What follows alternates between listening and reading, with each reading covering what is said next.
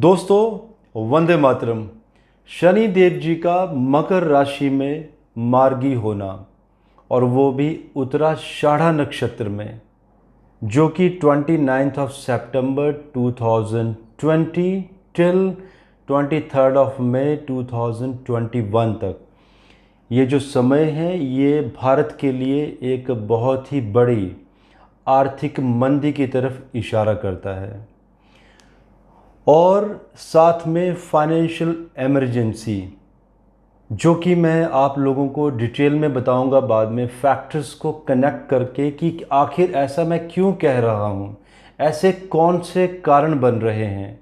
Financial emergency जो लोग नहीं समझते हो उनके लिए शॉर्ट में मैं ये बताना चाहूँगा कि एक इंडिविजुअल का चाहे कितना भी पैसा बैंकों में क्यों ना हो, जब एक देश, सिर्फ भारत की बात हो रही है, जो हमारी इंडियन संविधान पॉलिसीज़ हैं कि अगर ऐसा कुछ होता है तो सिर्फ 5 लाख रुपए के लिए ही वो पर्सन व्यक्तिगत तौर पर लाइबल होगा। मीन्स गवर्नमेंट उसको सिर्फ 5 लाख रुपए ही देगी।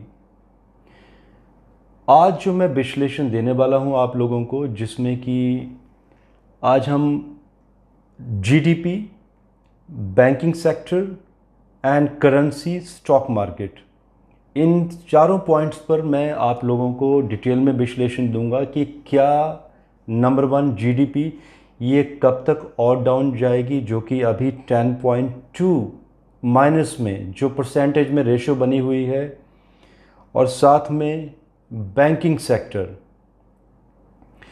जो कि एक बहुत बड़े आने वाले समय में एक डाउनफॉल की तरफ इशारा करते हैं। क्योंकि अगर आप लोगों को याद आ रहा हो, एक पीएमसी बैंक महाराष्ट्र में 2019 में, जो कि 4,335 करोड़ अराउंड इतने रुपए का स्कैम हुआ था, और आगे भी 3 बैंकों में जो मैं प्रेडिक्ट करने वाला हूँ, ऐसे स्कैम्स का एक इशारा एस्ट्रोलॉजिकली दिखाई देता है। साथ में स्टॉक मार्केट एंड करेंसी, हमारी जो हमारा रुपया है जो टूटता जा रहा है, इसका क्या होने वाला है, एंड अनएम्प्लॉयमेंट जो कि जीडीपी से जुड़ी हुई है। तो जीडीपी से अगर मैं स्टार्ट करूं, तो जीडीपी जो कि मैंने आप लोगों को स्तर भी बताया कि -10.2 का स्तर चला हुआ है। बाकी मैं यहाँ पर कोई स्टैटिस्टिक्स नहीं बताने वाला हूँ, क्योंकि दोस्तों बेशक मैंने इस वीडियो के लिए मैंने बहुत ज़्यादा समय तक रिसर्च की है, बट हम थोड़ा सा इसको कट शॉर्ट लेके चलेंगे, क्योंकि ये जितने भी लेबल्स हैं, आप इंडियन गवर्नमेंट में जो स्टैटिस्टिकल डाटा है, आप वहाँ पर जाके ये सारे के सारे ग्राफ देख सकते हैं। 23 ऑफ मई 2021 जीडीपी अभी और इस डेट तक अभी और नीचे जाएगी। ये astrological predictions, it is only because of जो शनि देव जी मकर राशि में मार्गी हुए हैं। आगे भी गुरु जुपिटर मकर राशि में 20 नवंबर को मार्गी होने वाले हैं। तो जब भी ये पृथ्वी राशि में जब भी इकट्ठे होते हैं तो एक बहुत बड़ी आर्थिक मंदी की तरफ इशारा करते हैं, और ऐसे एक हम लोग ऐसे हिस्टोरिकल डाटा भी देख चुके हैं। अब क्वेश्चन आता है कि एम्प्लॉयमेंट कब स्टेबल होगी, क्योंकि जीडीपी के साथ बहुत कुछ जुड़ा हुआ है। Infrastructure, schooling, college, banking, everything is connected. So 23 of May 2021 till March 2022, ये जो समय है, हम कह सकते हैं कि जितनी भी जीडीपी फॉल होगी इस पर्टिकुलर समय में, वो एक ठहराव आएगा, स्टेबिलिटी की तरफ जाएगी। एंड इस समय के बीच में ही रोज़गार भी बढ़ेंगे और इंफ्रास्ट्रक्चर पर भी ज़्यादा जोर दिया जाएगा। अब मैं बैंकिंग की तरफ मूव करना चाहता हूँ, जो सेकंड पॉइंट मैंने बताया था आप लोगों को, एंड इसी में हम करेंसी एंड स्टॉक मार्केट के बारे में भी बीच में ही डिटेल में स्टडी करेंगे। इससे पहले कि हम इसमें डिटेल में जाएं, मैं थोड़ा सा एस्ट्रोलॉजिकल थोड़े से कॉम्बिनेशन बताना चाहूँगा। मुझे मालूम है आप लोगों की बहुत कंप्लेंट रहती है कि मैं बहुत सारी एस्ट्रोलॉजिकल फैक्टर्स डिस्कस करता हूँ आप लोगों के साथ, जो कि कुछ लोगों के लिए, सब लोगों के लिए ज़रूरी नहीं है, लेकिन कुछ एस्ट्रोलॉजी के स्टूडेंट हैं वो भी वो वीडियो सुनते हैं तो उनके लिए वो ज़रूरी होते हैं। बुध, मैं थोड़ा सा पास में जाना चाहता हूँ। Mercury 18 June 2020 till 12 of July 2020 वक्री चल रहे थे मिथुन राशि में। अगर आप भारत की कुंडली में देखेंगे तो कर्क लगन बनता है चंद्र राशि में, और बुध 12th हाउस में, व्यय स्थान में, शत्रु स्थान में। ये जो समय था ये एक इंडिकेशन देता है कि ऑलरेडी एक बहुत बड़ा स्कैम हो चुका है, जो कि जनता के सामने मार्च 2022 में निकल कर आएगा। अगर आप लोग पुराना स्टैट्स भी देखेंगे ऑनलाइन गूगल सर्च करके, तो ये जो मैं डेट बता रहा हूँ ये वो समय था जब स्टॉक मार्केट फॉल करनी चाहिए थी, एक करेक्शन की ज़रूरत थी, लेकिन इस समय में फिर भी स्टॉक मार्केट बढ़ती चली गई। तो वो क्यों हुआ? क्योंकि कुछ लोग जिन्होंने प्लान किया हुआ है आगे के लिए, और कुछ बैंकिंग की पॉलिसीज़ भी चेंज हुई हैं लोगों के अपने पर्सनल हितों को मद्देनज़र रखते हुए, तो ये वक्त इस तरफ को इशारा करता है। इसके बाद का एक और trigger point, mercury again 14 October, अभी टाइम आने वाला है after 2 week till 3 of November 2020 बुध फिर से वक्री होने वाले हैं तुला राशि पे। आई नो कुछ लोग ये कहेंगे कि बुध वक्री होने वाले हैं तो अगेन ये बार बार परेशानियाँ क्यों हो रही हैं, क्योंकि पास्ट में ऐसा भी तो हुआ है, जब भी बुध वक्री हुए हैं तो हमारे देश को बहुत सारा फ़ायदा भी हुआ है। लेकिन ट्रांजिट और हमारा वेद जो एक डाउनफॉल की तरफ, इकोनॉमिकल डाउनफॉल की तरफ इशारा करता है, तो ये जो समय है ये अगेन इंडिकेट करता है कि कोई बहुत बड़ा स्कैम होने वाला है, जिसमें कि 3 नवंबर के बाद स्टॉक मार्केट में एक अनस्टेबिलिटी, जिसमें कि 14 अक्टूबर के बाद मैंने स्टॉक मार्केट की प्रेडिक्शन भी दी है, उसमें भी आप चेक कर सकते हैं। 14 अक्टूबर को एक उछाल दिखाई देता है बैंकिंग में, शेयर्स में, जिसमें कि एक इंडिकेशन दिखाई देता है कि जनता स्थान में कर्क राशि का चंद्रमा लगन में बुध चौथे घर में, जो कि जनता को परेशानी। और कौन सी जनता? आम जनता। कौन से लोग? जो लोग शेयर मार्केट में नया नया कदम रखना चाहते हैं, जिनको ये लगता है कि इस मार्केट में कदम रखेंगे तो उनको बहुत सारा लाभ होगा, क्योंकि वो लोग ये नहीं जानते कि इस मार्केट में अगर 500 लोग इन्वेस्टमेंट करते हैं तो 499 लोगों को लॉस होता है। सो ये फिक्स दिखाई देता है यहाँ पर, जिसमें कि आम जनता का पैसा डूबने वाला है। और आगे स्टॉक मार्केट की मैं मंथली प्रेडिक्शन देता हूँ, तो नवंबर की प्रेडिक्शंस आप देख सकते हैं कि आगे क्या होने वाला है।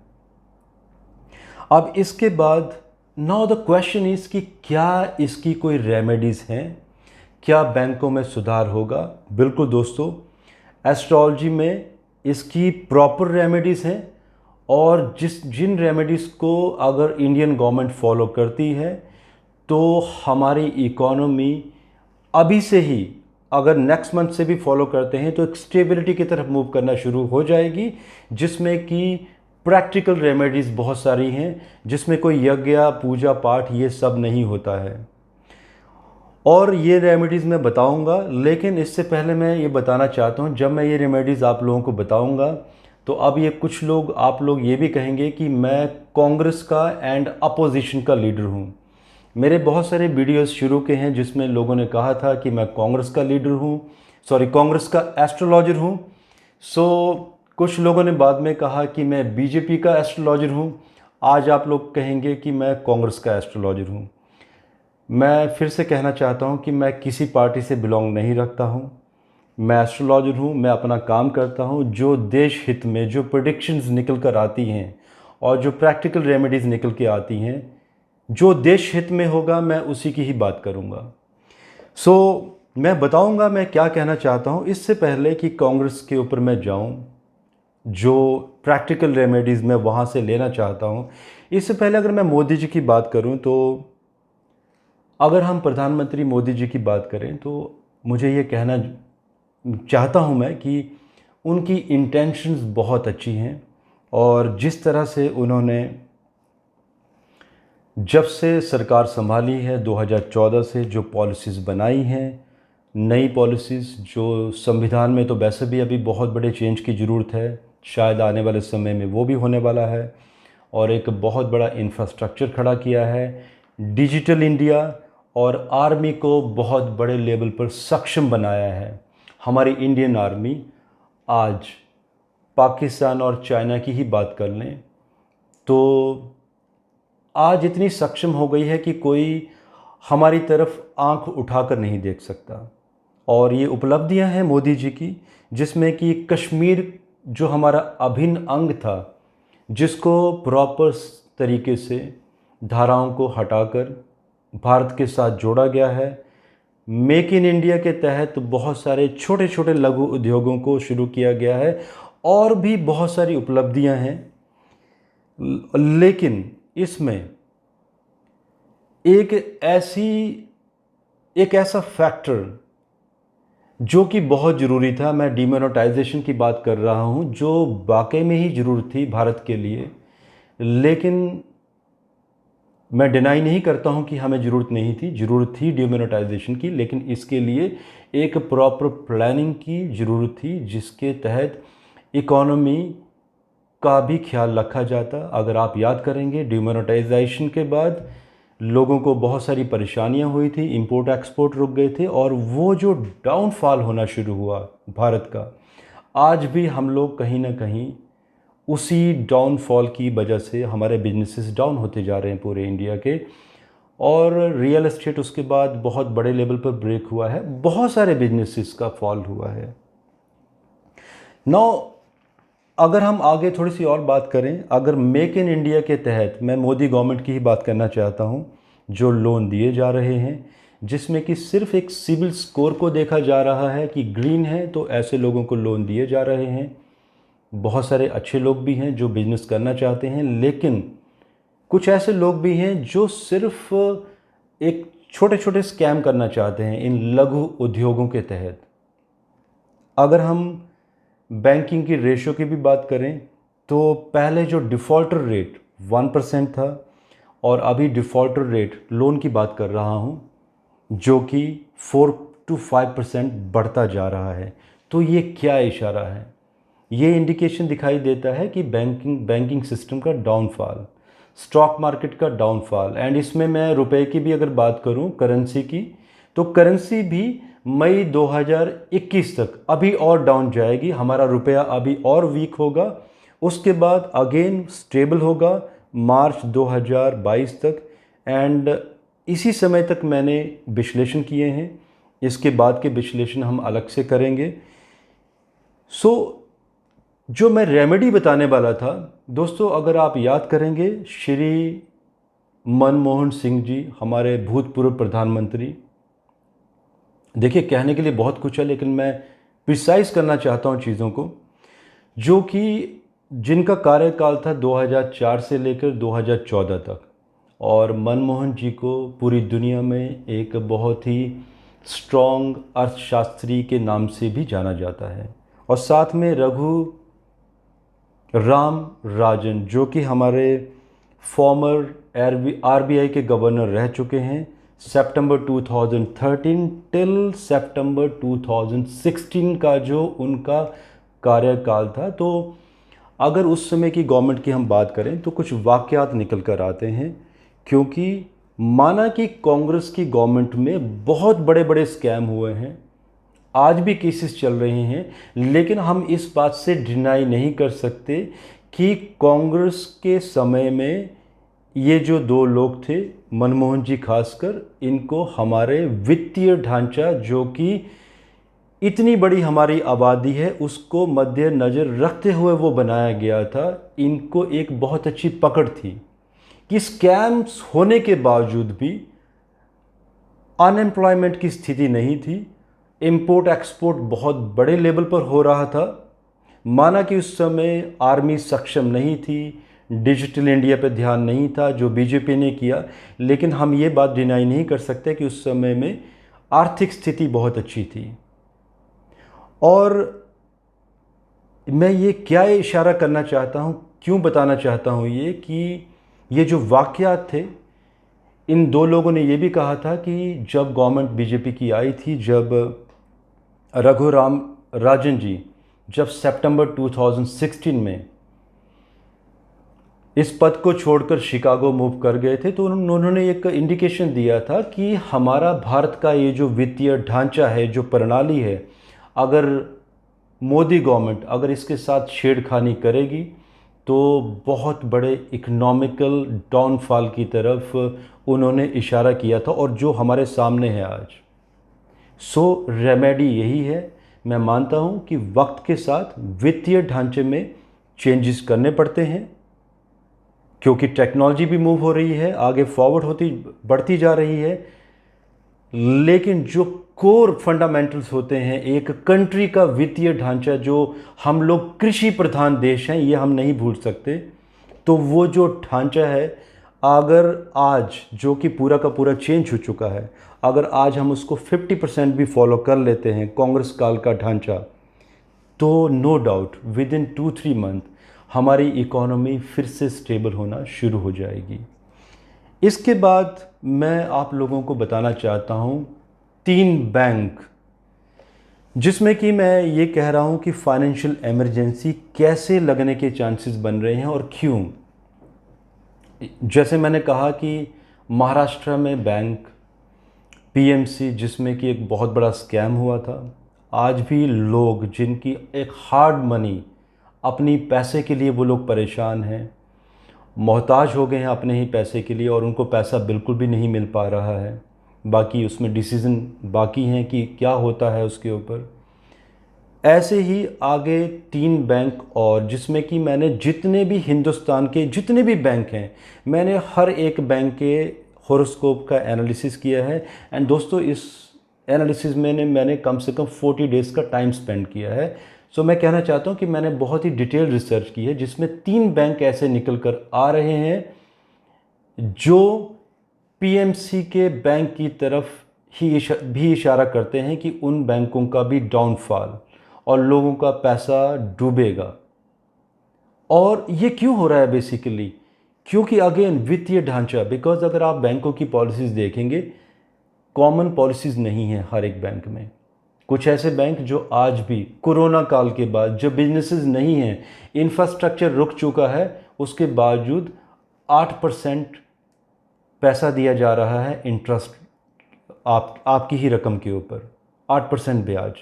एंड साथ में जब ये बैंक जब लोन दे रहे हैं तो लायबिलिटीज़ बढ़ती जा रही हैं, क्योंकि लोन का पैसा वापस नहीं आ पा रहा है और ये लोग रिकवरी भी नहीं कर पा रहे हैं। अगर रिकवरी करते भी हैं तो सेल किसको करेंगे?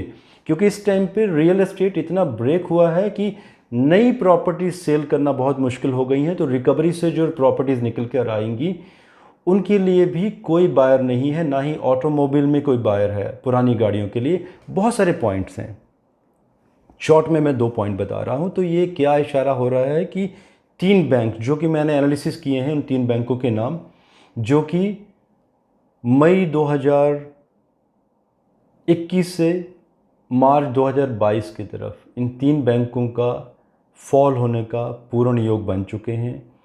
आप लोगों के ये भी क्वेश्चंस होंगे कि वो 3 बैंक कौन से हैं। दोस्तों, मैं बैंकों के नाम नहीं बता सकता, क्योंकि इसमें मैं एस्ट्रोलॉजर हूँ एंड इसमें एक लिटिगेशन का पॉइंट भी है, जिसमें मैं नेम नहीं बता सकता किसी का। और ये अगर 3 बैंक और फॉल होते हैं तो क्या होगा?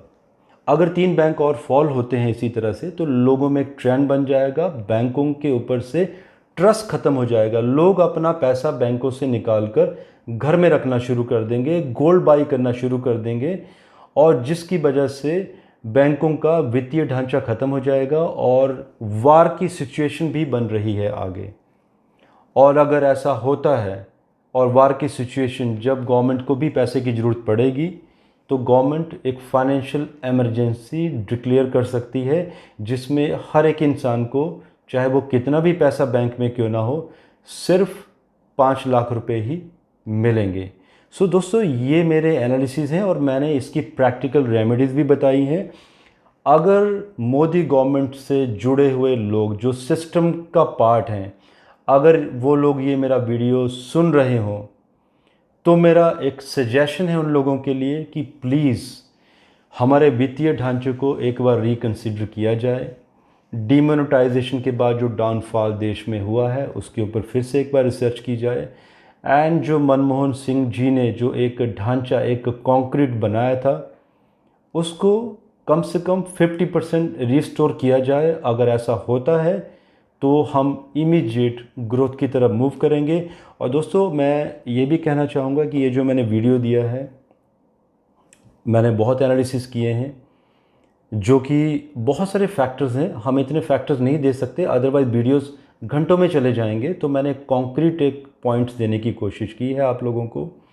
एंड इसके साथ अगर आप लोगों के इन पॉइंट्स को लेकर कुछ क्वेश्चंस हैं, तो प्लीज़ आप कमेंट बॉक्स में आप लिख सकते हैं।